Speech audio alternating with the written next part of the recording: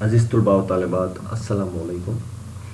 پچھلے لیکچر میں ہم نے نظم کی تعریف دیکھی تھی، ساتھ ہی نظم کے موضوعات پر بھی مختصراً روشنی ڈالی تھی۔ آج کے لیکچر میں ہم نظم کی جو قسمیں ہیں ان قسموں پر روشنی ڈالیں گے۔ نصاب میں شامل 3 قسمیں بتائی گئی ہیں، جس میں سب سے پہلے پابند نظم ہے، اس کے بعد مرہ نظم ہے اور پھر آزاد نظم ہے۔ تو پابند نظم کسے کہیں گے؟ یوں تو ہم پابند نظم اس نظم کو کہہ سکتے ہیں جو پہلے سے یا شروعاتی دور میں لے کر جس کو ہم ابتدا سے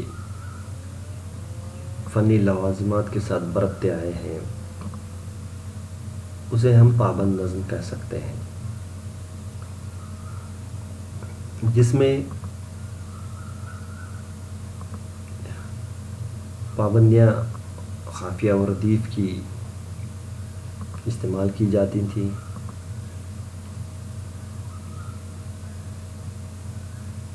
بحر اور قافیے کی لازم قرار دیا گیا تھا۔ ایسی نظم کو ہم پابند نظم کہہ سکتے ہیں۔ یہ نظم غزل سے زیادہ مختلف نہیں ہے، اس میں غزل سے زیادہ بہت مختلف نہیں ہے۔ پابند نظم جو ہے اس میں بحر اور قافیے کی پابندی لازمی تھی۔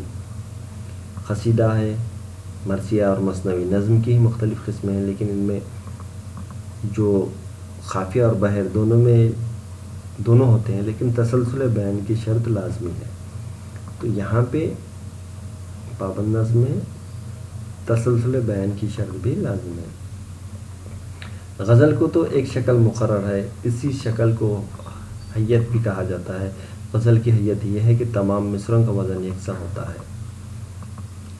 غزل کا جو حیت ہوتی ہے اس میں تمام مصرعوں کے جو وزن ہوتا ہے یکساں ہوتا ہے۔ پہلا شعر جو مطلع کہلاتا ہے، اس کے دونوں مصرعوں میں قافیہ ہوتا ہے۔ اگر ردیف کا اہتمام کیا گیا ہے تو ردیف بھی ہوتی ہے، باقی تمام شعروں میں قافیہ ہوتا ہے۔ اور غزل مردف یعنی ردیف رکھنے والی ہے تو ردیف بھی ہوتی ہے۔ آخر شعر جس میں شاعر کا تخلص بھی ہوتا ہے مقطع کہلاتا ہے، اور غزل کا ہر شعر ایک مکمل اکائی ہوتا ہے۔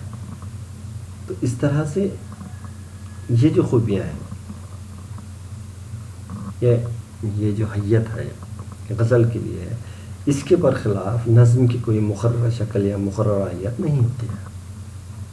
اس کے برخلاف کیا ہے؟ نظم کی کوئی شکل یا حیت متعین نہیں ہوتی ہے۔ نظم کے لیے بہرحال ضروری ہے کہ خیال یا معنی کے اعتبار سے اس میں تسلسل ہو اور ایک شعر دوسرے شعر سے پیوست ہوتا چلا جائے۔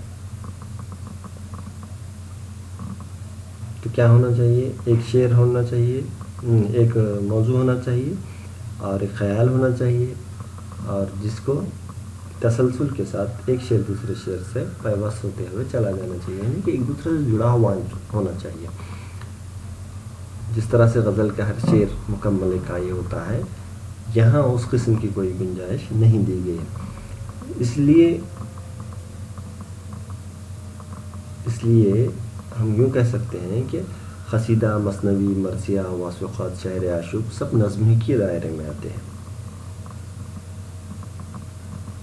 تو یہ تمام کے تمام نظم کے دائرے میں ہی آتے ہیں۔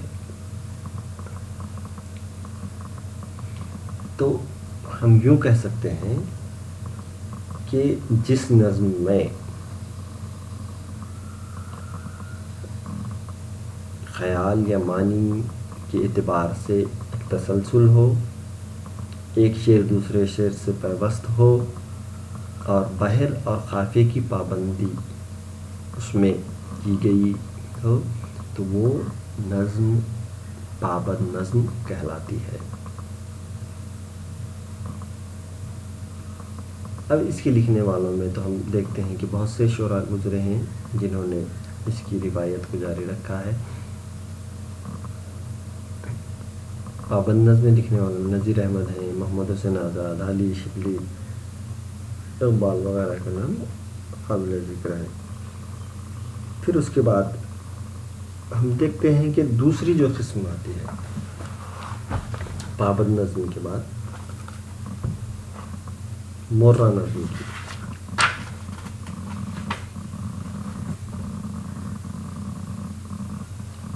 مورا نظم یا آزاد نظم، آزاد نظم الگ ہے اور مورا نظم الگ ہے. یہ دوسری جو دو قسمیں ہیں ان میں سے ہم آزاد نظم اگر دیکھتے ہیں تو اس کی جو شکل ہے یا حیت ہے وہ فرانس کے جدت پسند شعراء نے نثر و نظم کے باہمی امتیازات کو رد کر کے دونوں کے امتیازات سے ایک نئی حیت کی شکل تشکیل دی، جس کی بنیاد پر عروض اور ان کی پابندیاں صوتی اجزاء کے شمار کے بجائے آہنگ و ایخا کے اصول پر تھی.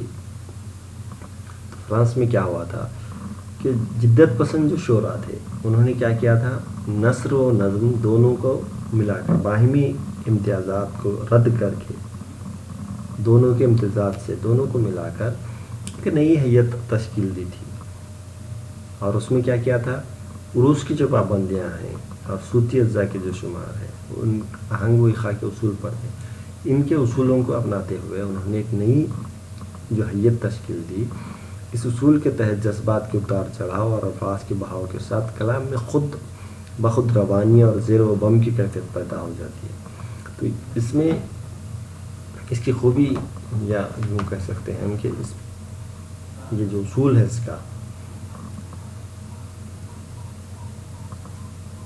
اس میں کیا ہوتا ہے، جذبات کے اتار چڑھاؤ کو بھی الفاظ کے بہاؤ کے ساتھ کلام میں خود بخود روانی اور زیر و بم کی کیفیت کے ساتھ پیش کیا جاتا ہے. اور یہ جو نیا پیرا ہے اظہار کسی بھی مطلق قسم کے اصول کا پابند نہیں، یعنی کہ اس میں کسی اصول کی پابندی ہم کو دیکھنے کو نہیں ملتی ہے. کسی اصول سے مراد یوں کہیں گے کہ ہم خافیہ، ردیف یا تسلسل، یہ تمام چیزوں کی ہم کو پابندی دیکھنے کو نہیں ملتی ہے. تو ان نظریات و خیالات میں نئے شعراء کے لیے کشش کا خاصا سامان ملا، اور کشش کا اس میں سامان دکھائی دیتا تھا. قدیم اصولوں سے بیزاری اور نئے زمانے کی تیز رفتاری کا ساتھ دینے کے لیے بے روک اظہار خیال کے وسیلوں کی ضرورت کے احساس نے شعراء کو آزاد نظم اپنانے اور رائج کرنے پر آمادہ کیا. یعنی کہ یہ جو نیا طرز تھا، یہ جو نئی حیت تھی نظم کی، اس کو لوگ شعراء تیزی سے اپنانے لگے. اس کی وجہ یہ تھی کہ اس میں پابندیاں نہیں تھیں اور اظہار و خیال کے لیے جو وسیلے کی ضرورت تھی بے روک ٹوک تھی یہاں پہ. تو لوگ شعراء اس کی طرف بہت تیزی سے متوجہ ہوئے. 19ویں صدی کے اختتام سے پہلے ہی فرانس میں اس کا رواج بھی خاصا زور پکڑ چکا تھا. تو 19ویں صدی کے آخر میں ہی یہ فرانس میں زور پکڑ چکے تھے. انگریزی شاعری میں بھی آزاد نظم کا دور فرانس کی اسی آزاد شاعری کے زیر اثر ہوا، یعنی کہ مغرب میں بھی اس کا اثر فرانس کی طرح ہی ہوا، جو 19ویں صدی کے اواخر میں فروغ پا رہی تھی. یہ بھی مغرب میں بھی یا انگریزی ادب میں بھی 19ویں صدی کے اواخر میں ہی فروغ پا رہی تھی آزاد نظم. تمام ناقدین اسی امر پر متفق ہیں کہ فری ورس کی ترویج کے دو بنیادی محرکات تھے. انگریزی میں سے فری ورس کہا جاتا ہے آزاد نظم کو.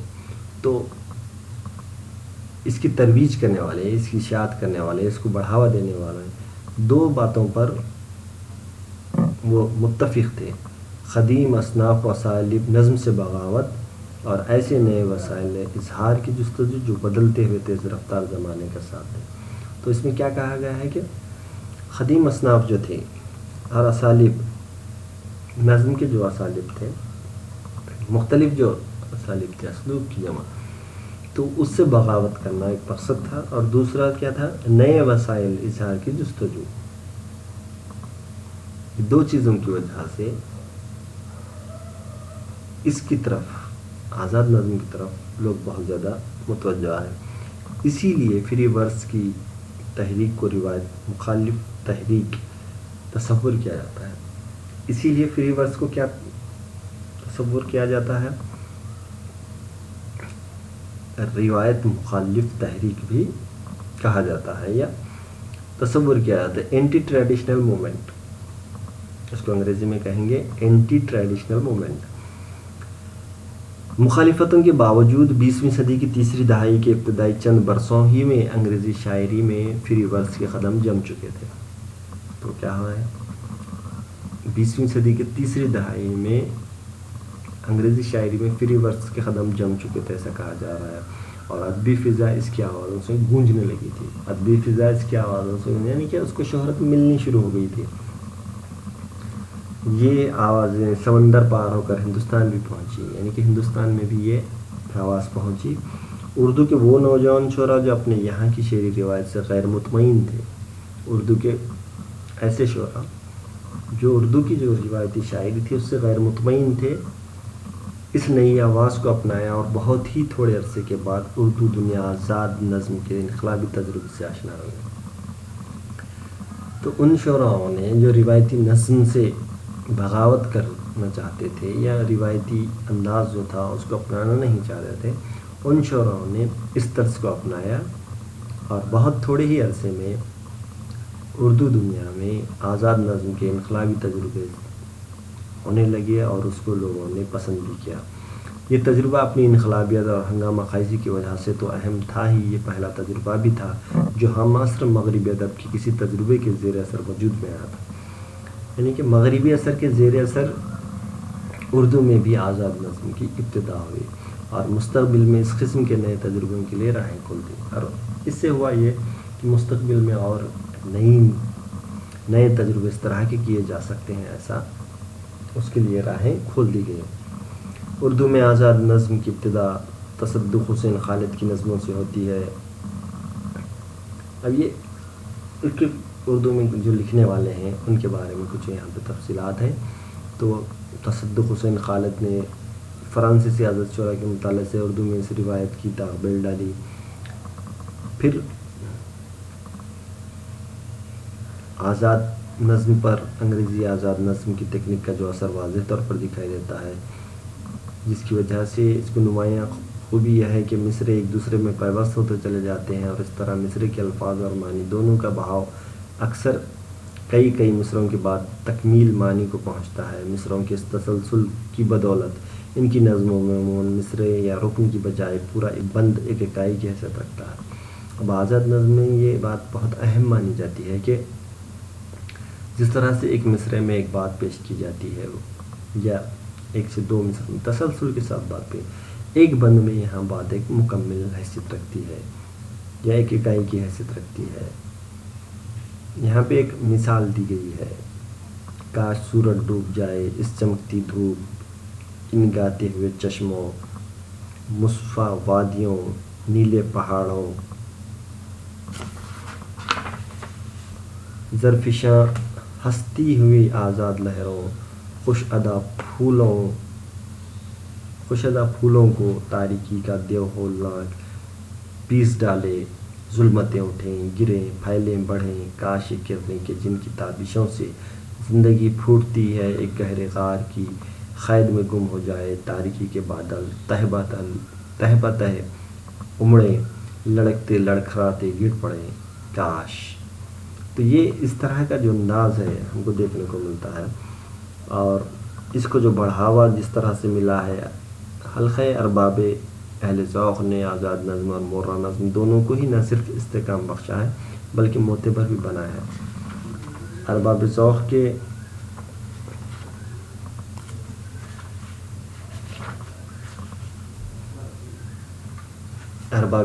جو ہے انہوں نے اس روایت کو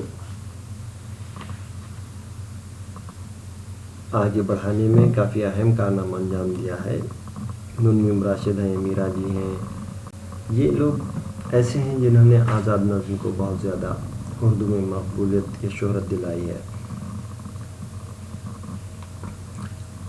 نون راشد نے چند ہی برسوں کی قلیل مدت میں اردو آزاد نظم کو وہ استحکام بخشا جس کی بدولت اس کی بنیادیں ہمیشہ کے لیے مضبوط ہو گئیں اور انہیں مضبوط بنیادوں پر راشد کے ہم عصر اور مابعد شعراء نے آزاد نظم کی عمارت میں مزید توسیع و تعمیر کا کام بھی انجام دیا ہے. تو یہ سلسلہ ہم کو دیکھنے کو ملتا ہے. اس طرح سے جو آزاد نظم ہے اس کی روایت آگے بڑھتی چلی گئی ہے. اب اس کے بعد جو آخری ہے ہمارے پاس، جو آخری قسم ہے مرہ نظم کی، اس کو ہم دیکھیں گے. 20ویں صدی میں انگریزی شعر و ادب کے اثر سے ہماری شاعری متاثر ہوئی، اور اردو میں نظم مرہ بھی انگریزی ہی کی دین ہے. تو انگریزی سے ہی نظم مرہ اردو میں آئی، اور انگریزی میں اس کا نام بلینک ورس تھا. اردو میں اسے نظم غیر مخفی کہا گیا ہے، لیکن بعد میں نظم مرہ کے نام سے اسے پکارا گیا ہے. انگریزی بلینک ورس کی حیت کے لیے بے خافیہ آئمبک پینٹامیٹر بحر مخصوص ہے. ایک بحر کا نام ہے انگریزی کی جس کا نام ہے آئمبک پینٹامیٹر، اور یہ بے خافیہ ہے، اس میں خافیے کی پابندی نہیں ہے. مگر اردو میں اس کے لیے کوئی خاص مخصوص بحر نہیں ہے. اردو میں مرہ نظم کے لیے ایسی کوئی خاص ایک بحر مخصوص نہیں کی گئی ہے، لہذا اس میں جو مخصوص عروضی آزادی ملی اس سے فائدہ اٹھا کر اردو والوں نے اس سے فائدہ اٹھایا ہے. وہ کس طرح سے اٹھایا ہے کہ مخصوص عروضی میں جو آزادی ملتی ہے اس کا نظم گو شعراؤں نے فائدہ اٹھایا ہے. اور انگریزی میں بلینک ورس کا صحرا ہارورڈ ایرل آف سرے کے سر جاتا ہے. اس نے انگریزی میں شاعری کو بلینک ورس سے روشناس کرایا.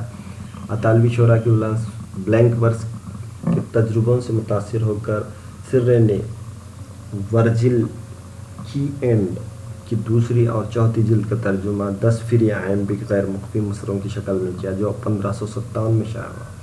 دیکھیے مغربی ادب کتنا آگے ہے. 1557 میں بلینک ورس لکھے گئے ہیں. اسی سال سرے کے سونیٹ ٹوٹلز مسلینی میں شائع ہوئے. سرے کی بلینک ورس ٹوٹل ہی نے مسلینی سے الگ شائع کی. اس میں کوئی شک نہیں کہ سرے نے انگریزی شاعری میں بلینک ورس کو استحکام بخشا.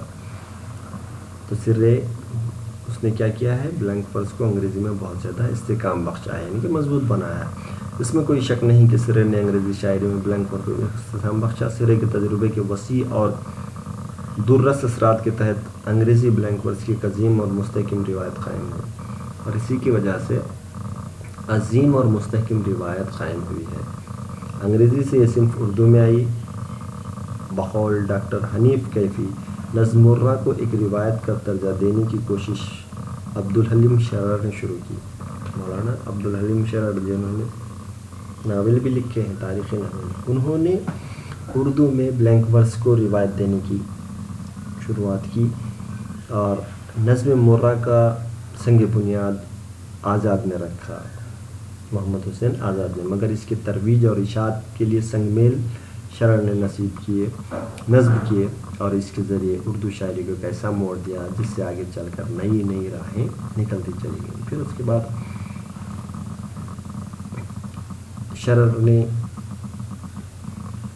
اس روایت کو آگے بڑھایا، اور ہم یوں کہہ سکتے ہیں سنگ میل کی حیثیت شرر کو ہی دی گئی ہے مرہ نظم کی روایت کو آگے بڑھانے میں، اور اس سے آئندہ نسلوں کے لیے نئی نئی راہیں نکلتی دکھائی دیتی ہیں.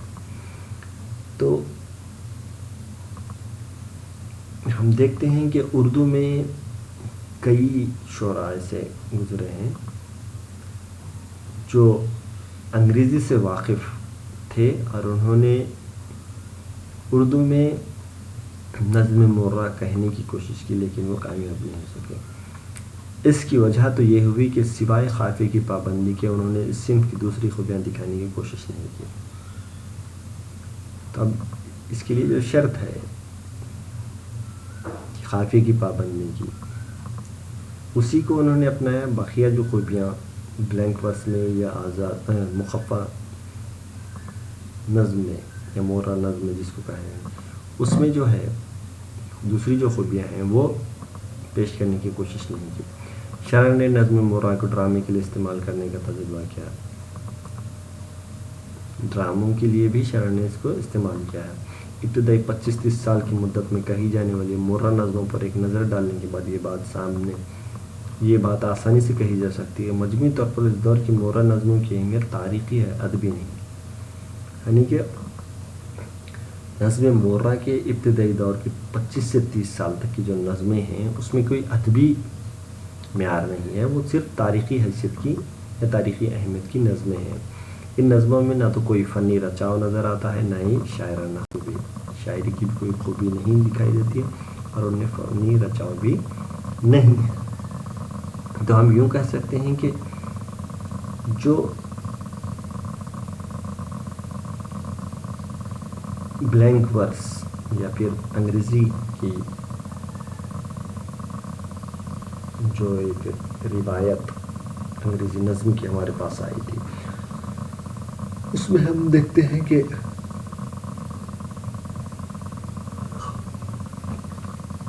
بہت سے لوگوں نے اس کو لکھنے کی کوشش کی لیکن وہ اس میں کامیاب نہیں ہوئے، لیکن وہ تاریخی اہمیت کے حامل ہیں، اس میں ادبی اہمیت کوئی دکھائی نہیں دیتی۔ اب ہم دیکھیں گے کہ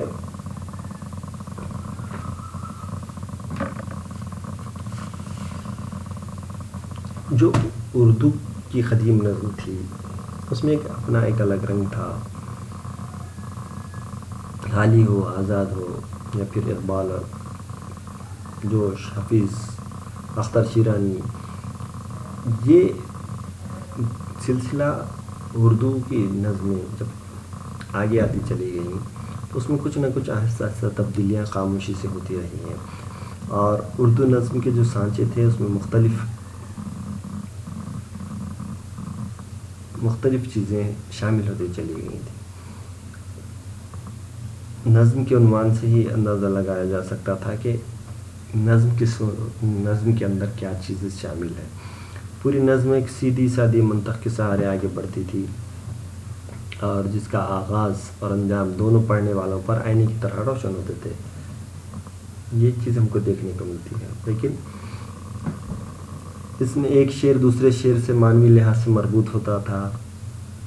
نظم میں بحر کی پابندی لازمی تھی، نظم کے موضوعات متعین نہیں، اس کا کوئی بھی موضوع ہو سکتا تھا، اس میں ہر طرح کے جذبات، احساسات، کیفیات اور تجربات و مشاہدات کو پیش کیا جا سکتا تھا۔ شاعر اپنے اظہار میں شدت پیدا کرنے اور بات کو پر اثر بنانے کے لیے تشبیہ اور استعارے کا بھی سہارا لیتا تھا۔ تو یہ قسم کی چیزیں ہم کو دیکھنے کو ملتی تھی، لیکن پھر وقت کے ساتھ ساتھ اس میں بھی تبدیلی آتی چلے گی اور مختلف قسمیں ہم کو دیکھنے کو ملتی ہیں۔ تو من جملہ ہم یوں کہہ سکتے ہیں کہ یہ جو 3 قسمیں ہیں، پابند نظم، مورا نظم اور آزاد نظم، سب سے پہلے جو روایتی جو نظم تھی جس میں تمام پابندیوں کے ساتھ نظمیں لکھی جاتی تھی، یعنی کہ قافیہ ہو، ردیف ہو، اس کے بعد موضوع ہو، یا پھر وہ تمام چیزیں یا فنی جو لوازم تھے وہ جس میں استعمال کیے جاتے تھے اسے پابند نظم کہا جاتا ہے۔ پھر اس کے بعد ہوا یہ کہ دھیرے دھیرے اس میں تبدیلی واقع ہوتی چلی گئی، اور ہم دیکھتے ہیں کہ انگریزی ادب سے جو بلینک ورس اردو ادب میں آئی جسے مورا نظم کہا گیا، اس میں صرف ایک ہی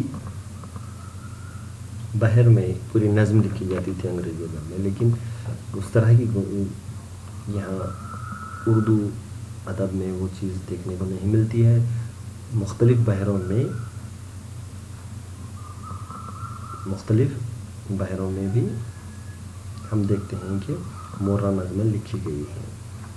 اور اس کے بعد جو تیسری قسم ہے وہ ہے آزاد نظم کی۔ اس میں جیسا کہ کہا گیا ہے کہ یہ انگریزی سے ہی اردو میں آئی ہے، لیکن اس میں جو صوتی اجزاء یا پھر جو پابندیاں تھیں اس میں کچھ حد تک اجازت جو مل جاتی ہے، اس کی وجہ سے لوگ اس کی طرف یا شعراء اس کی طرف بہت زیادہ متوجہ ہوئے. اور جو خافیہ اور ردیف کی پابندی تھی اس سے بری ہو کر آزاد نظمیں لکھی جانے لگیں اور اس کی لوگوں نے بہت پسند بھی کیا ہے. شکریہ.